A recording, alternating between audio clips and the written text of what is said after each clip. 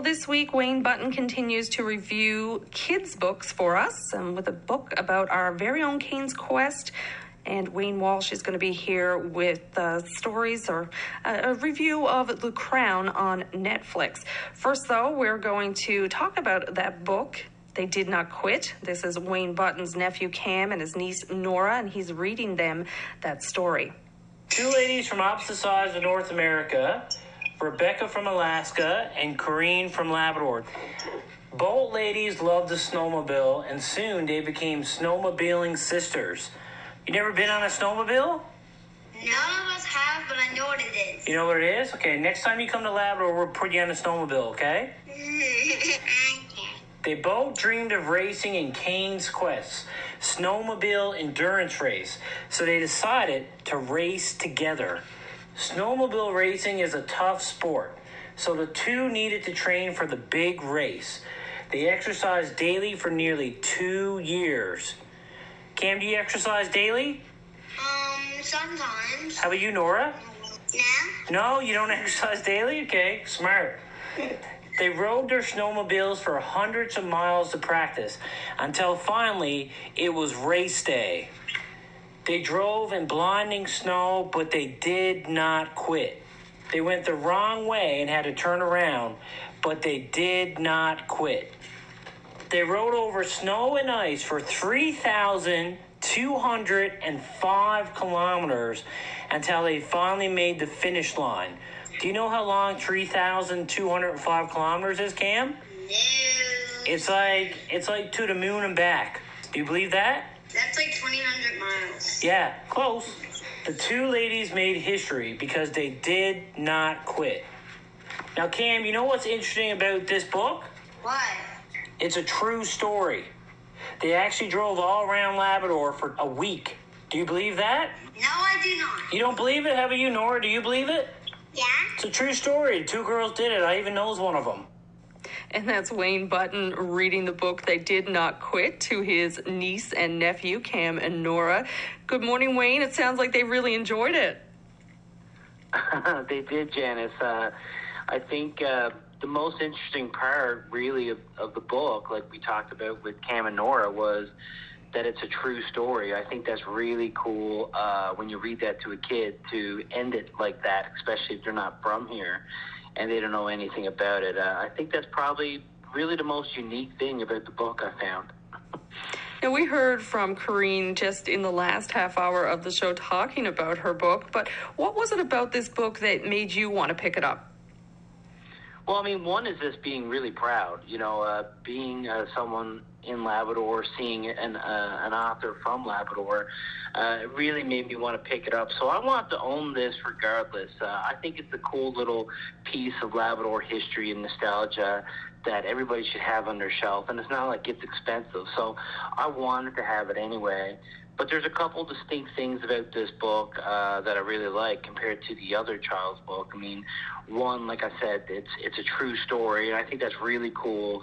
It's a great way to expose children to the Cain's Quest story, either from here or people from afar that maybe not know about it. So it's a great thing for publicity-wise.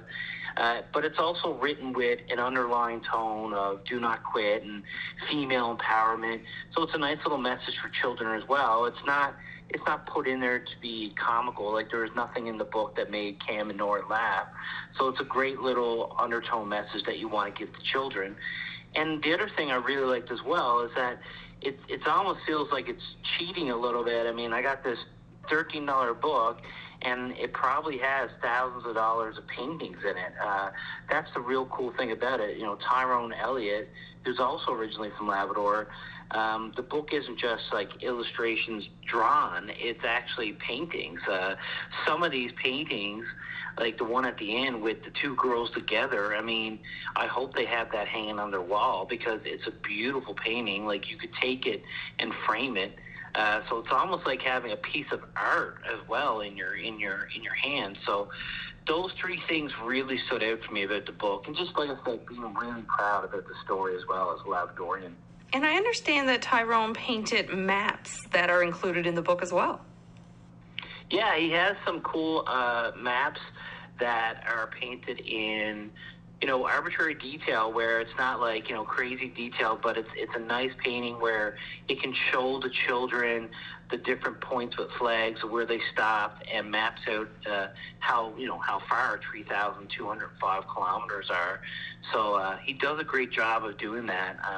They said I almost feel wrong owning it. I feel guilty, like I stole a piece of paintings and put them in a book or something. Now, you mentioned there to Cam and Nora that you know one of the ladies. I'm assuming that is Corrine. Yeah, I don't know her very well, but I do know her. But it was, I got to say, when they did that, it was something like I don't even own a snowmobile, and I haven't been on a snowmobile in years, including my wife. But my wife, was following it all the time.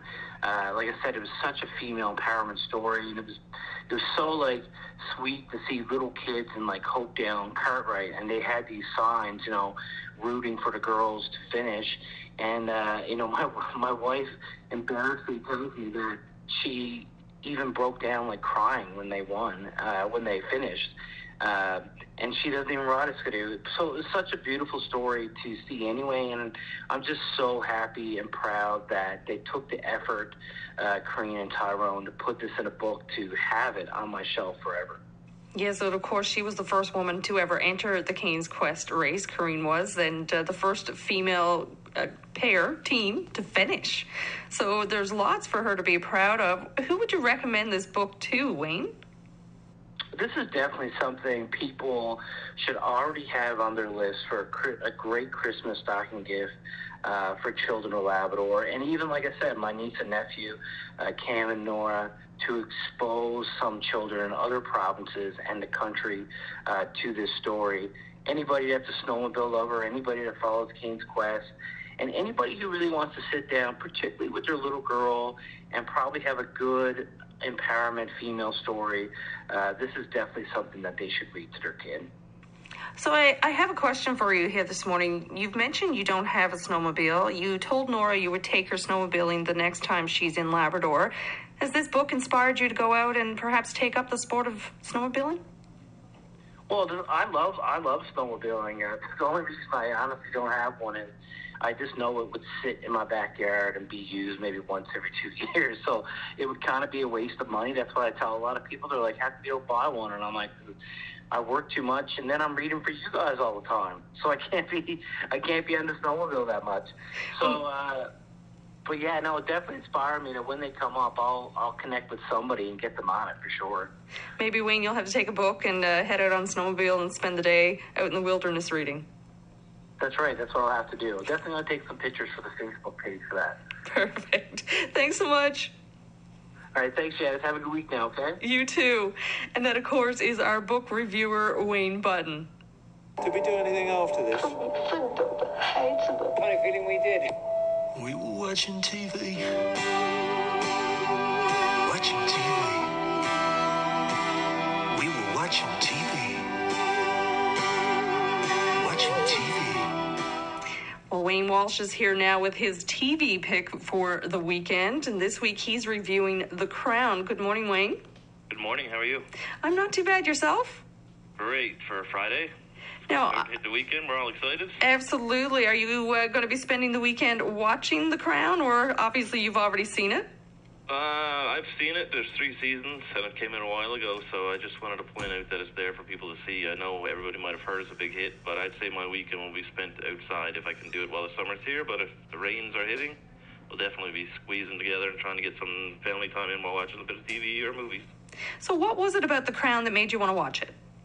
I've always been, like a lot of people, just completely amazed with history and how we became how we are, and there's no bigger history, I think, in pretty much modern society as the monarch of Britain. And to see a movie come out that, or a TV show, I guess more of, is just amazing to see the inside lives of these people that were thought of so highly and were so private. So the show just does a great job of that, and I like anything that takes a period, and they do a great job of reenacting those times.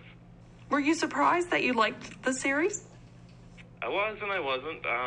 Most people around our age don't really understand the importance of the monarch, and it doesn't serve the same purpose that it might have a couple hundred years ago, but they're still such a big influence, and they're so highly thought after, and I could get into it that way, and it was also one that I could watch my wife, and we just enjoyed sitting down and seeing how things progressed, and The Crown being all about Queen Elizabeth II, and from her childhood to just wanting to be a married wife was what she thought she would be, because they were never supposed to be in the royal line.